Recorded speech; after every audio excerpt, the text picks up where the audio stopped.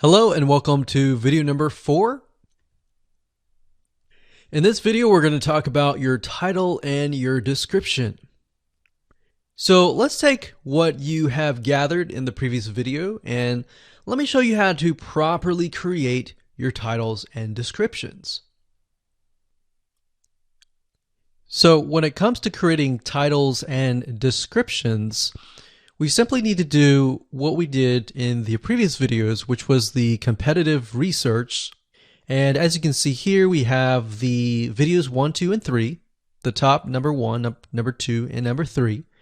And of course, we have the main keywords. So we have this main keyword here. So that's definitely going to be in the title. And then of course, if you noticed, the target audience was beginners.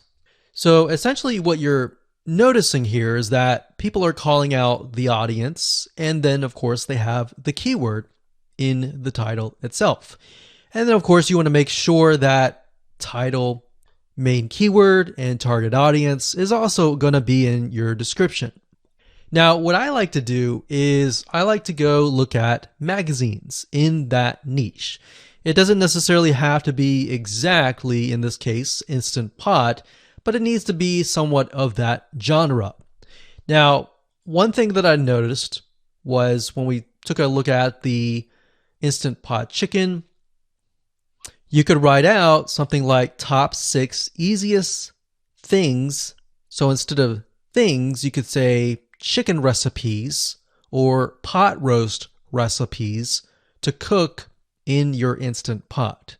Or you could say something like Instant Pot chicken dash top 6 easy recipes, or you could use a number.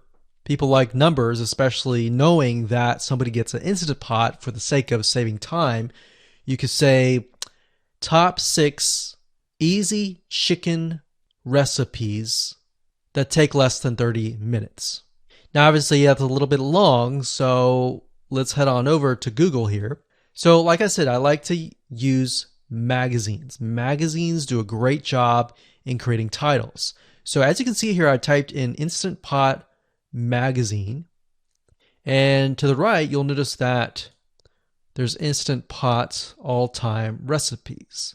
So let's just go ahead and open that in a brand new window like so. So it looks like we have to pay, but let's just go ahead and click the free sample. So we can see Instant Pot's all-time best recipes. So you could do something like all-time best chicken recipes, or Instant Pot dash all-time best chicken recipes, or all-time best chicken Instant Pot recipes. So obviously here we're not going to copy word for word because that's plagiarism, but we're going to use something different. We're going to tweak it around. What we're looking here is for headlines. So let's go back here. So it says everyday Instant Pot, 115 delicious, family friendly pressure cooker. So we can say everyday Instant Pot, colon, 6 delicious family pressure cook recipes. So everyday Instant Pot chicken, as long as the word Instant Pot chicken is in there. So we got 66 Instant Pot recipes that put your pressure cooker to work.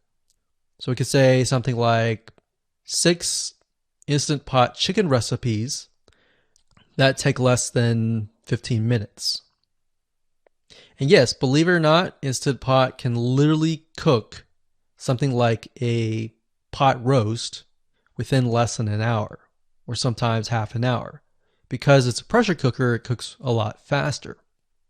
So that's what I like to do, is I like to take a look at magazines. So it doesn't necessarily have to be Instant Pot in this example. It can be another food magazine.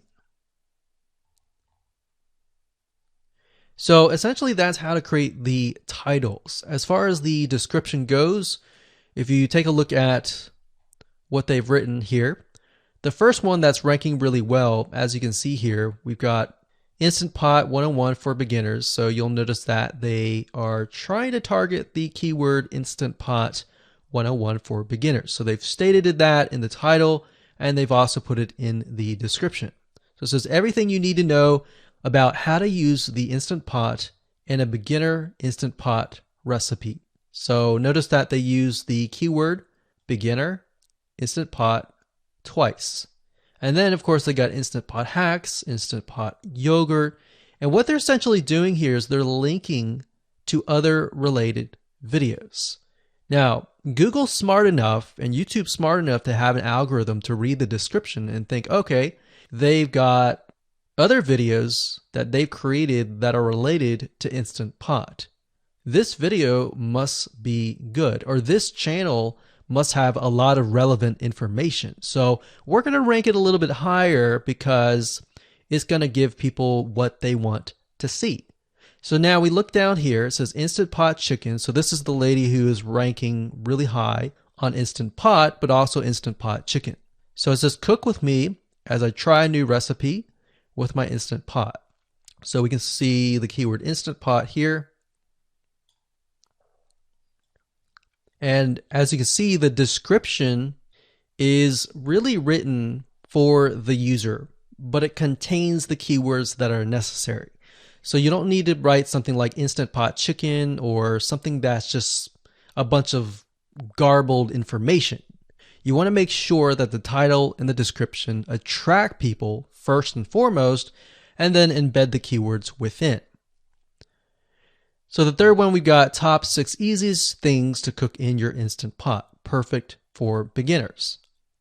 So it says, today I'm sharing with you the 6 easiest things to cook in your Instant Pot. So you can see here, the title is here, but the title is also in the description.